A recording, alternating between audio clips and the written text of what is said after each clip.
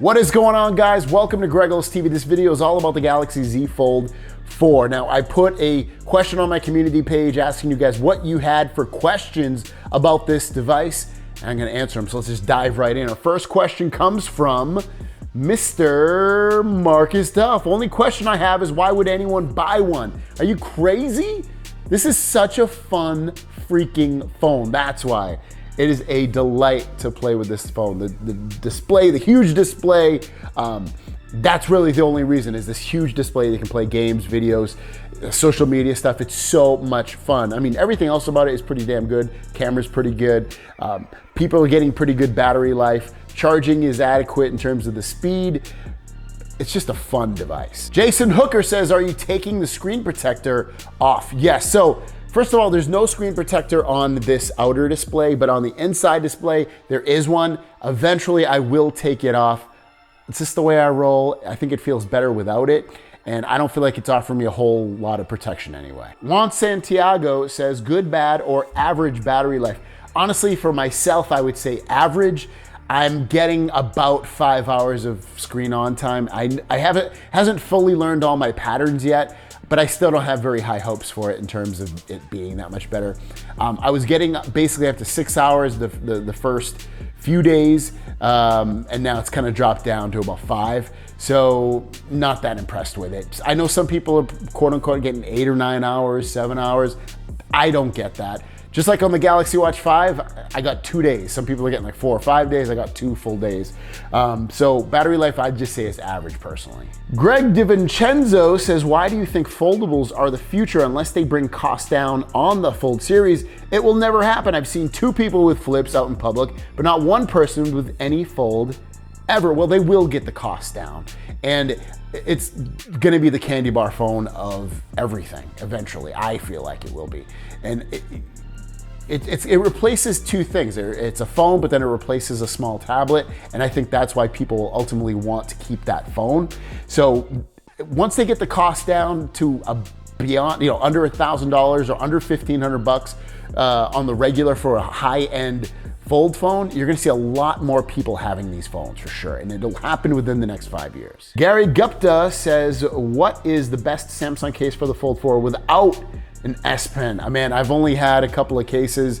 The Samsung case, which I think actually adds a lot of weight to the phone, so I probably wouldn't say that one.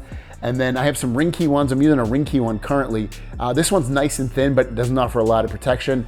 As of right now, I don't have an answer for you, but out of the 2 cases I've used, I guess the Samsung one because it holds the S Pen, but if you don't want that, then the ring key one, but this isn't adding a ton of protection. Marilyn's asking, can you change your fingerprint on the side key where you tap? I used the wrong finger. Yes, for sure. Just go into settings, go into security or biometrics or something, and then add fingerprint, and then add fingerprint, and you can add it right in there. So you can add, I think you can add at least 2. I want to say you can add 4, could be wrong, but definitely at least 2. JJ's asking, what are 5 things you want to see on the Fold 5? I don't know if there's okay.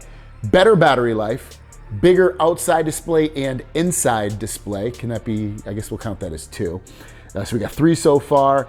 I want to see faster charging and better cameras. Piyush Jumnani is saying basically his issue is that with the Z Fold 4, the screen zooms in about a little bit, I guess, and 20% of games are not graphic-wise optimized for the Fold yet. There should be some software update for games to get their actual size so we don't lose 20% cut of the screen. Well, if you're losing 20% of the screen, it's really because obviously the aspect ratio of the Fold phone is a little bit different than any other phone that's on the market pretty much. So I think that's why you're running into issues like that.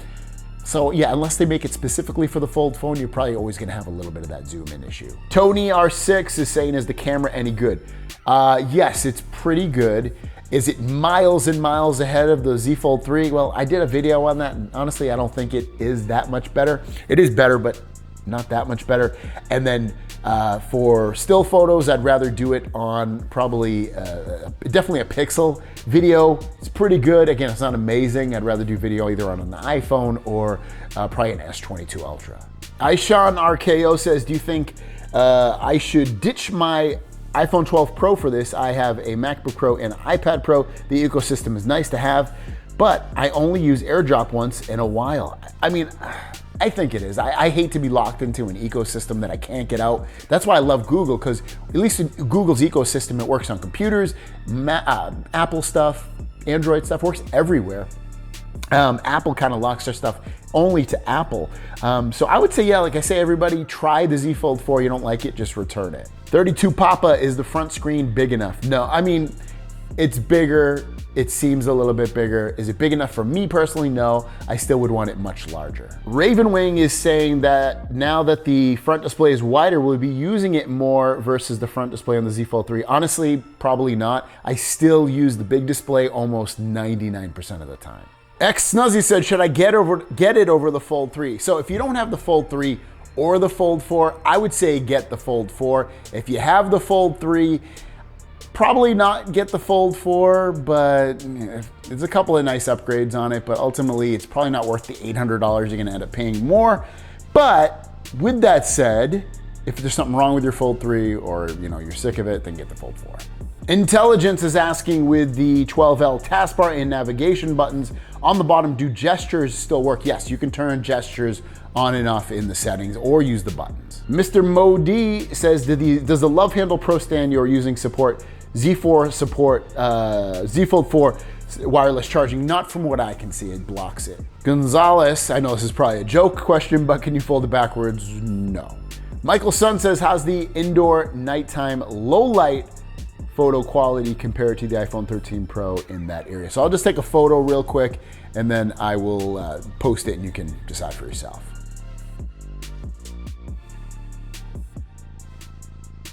Ashley says, can someone please tell me how it handles against dust? I work in construction. I don't know if the phone will hold up well. Any advice or help is appreciated. Honestly, if I worked in construction or something really rugged like that, I probably wouldn't get a folding phone unless you're okay with getting it fixed quite often.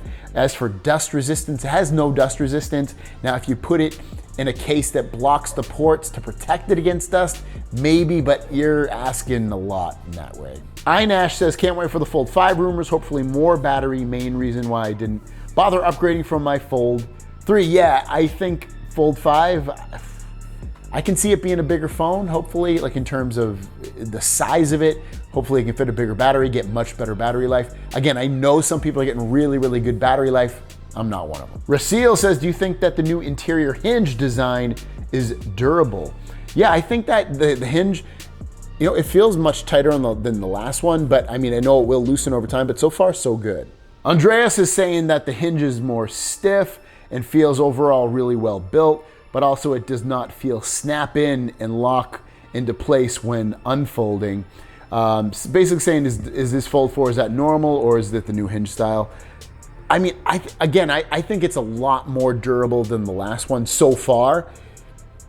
It feels normal to me. Nothing feels unnormal about it. And our last question from Willie D says, can you show us the new taskbar with the 3-button swipe gestures?